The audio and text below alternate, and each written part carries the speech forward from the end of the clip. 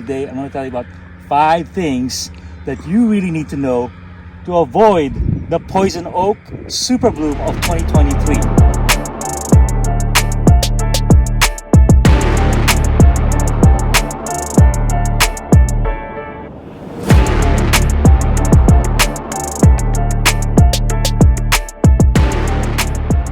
So the number one thing you need to know about poison oak is how to identify it.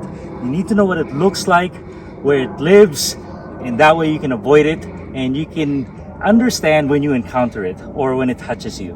All right, so the first thing is poison oak is this right here, but it takes on many forms. The 2 ingredients that it needs is sun, ample sun, and ample water. When it has that, it's gonna thrive. So also it thrives, it doesn't like high elevation, likes a lot of oxygen. So over 4,500 feet, it doesn't thrive. So here it is right here. Springtime is the best time because it's the easiest time to identify the poison oak. It's right there, rich green leaves of 3, smooth, and in spring it has this shiny and reddish tint to it.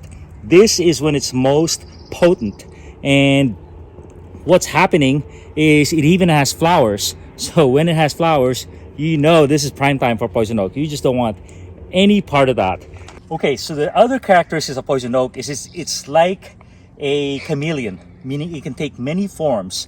You know, this is its most natural form, a bush, but it can be coming from a tree, or it will latch onto a tree, so it's 30 feet up in the air, or it can be when it doesn't have enough sun and water, it's just on the ground. So sometimes the leaves are this big, sometimes they're very small, but its most natural form is the easiest to identify. So learn to identify it, and then you can identify it in its other forms. And the other problem with it is during the spring, it likes to go out in the trail. So it's usually on the sides of the trail, but it likes to go out on the side of the trail because that's when animals and people disturb it and hit the flowers and spread the seeds. It likes to reproduce. So, and the last thing I'll tell you for now is that when it hits you, when you touch it, the second touch is the most potent because it secretes a fluid, an oil, after it's been touched a few times, and that oil will permeate through your skin, you know, over a couple hours. So the next point I'd like to tell you is how to best defend yourself against poison oak, and that is to cover up.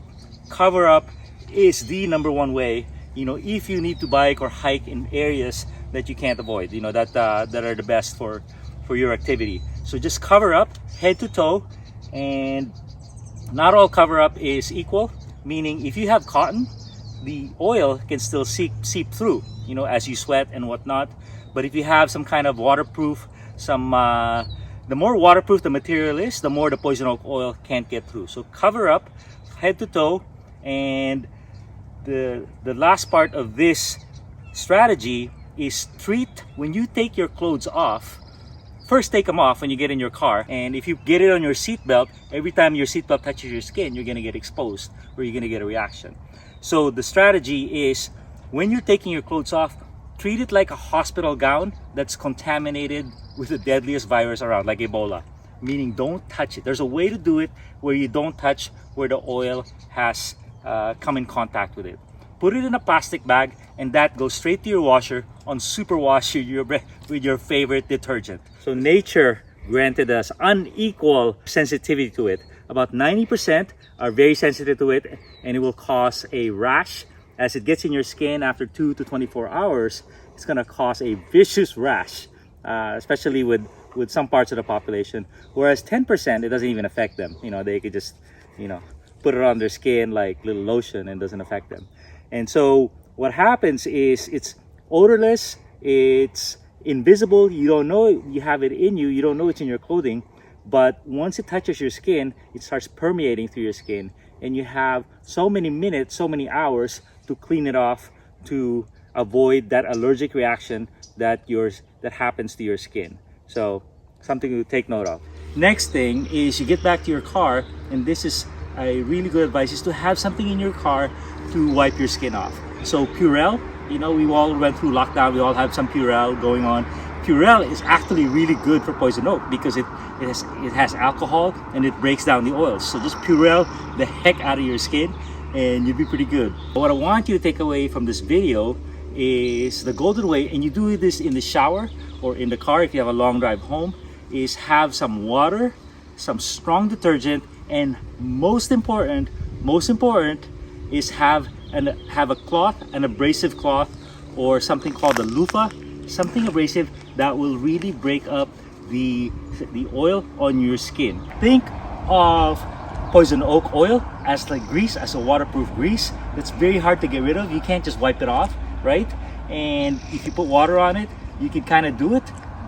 With detergent, a little better, but the home run part of this scenario is you have an abrasive cloth, you know, a microfiber cloth, a loofah, get your favorite, maybe even a rock, where you have the detergent and you rub it, you get it off your skin with that abrasive, and that works wonders.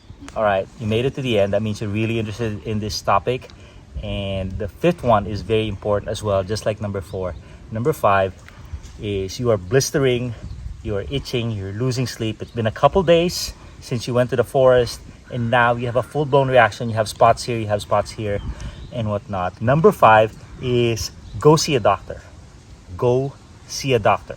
I can't stress that enough. It's already in your bloodstream, inside your skin. Nothing you do is really going to help anymore, except for the Achilles heel of poison oak, which is steroids. Steroids comes in 3 forms. Steroids itself is not amazing, it's not great for you, but it's very useful for a lot of ailments. And poison oak, it stops your body from reacting to the oil. So it comes in 3 forms: cream, little ointment, a pill. You take a 5-day dosage, or a shot.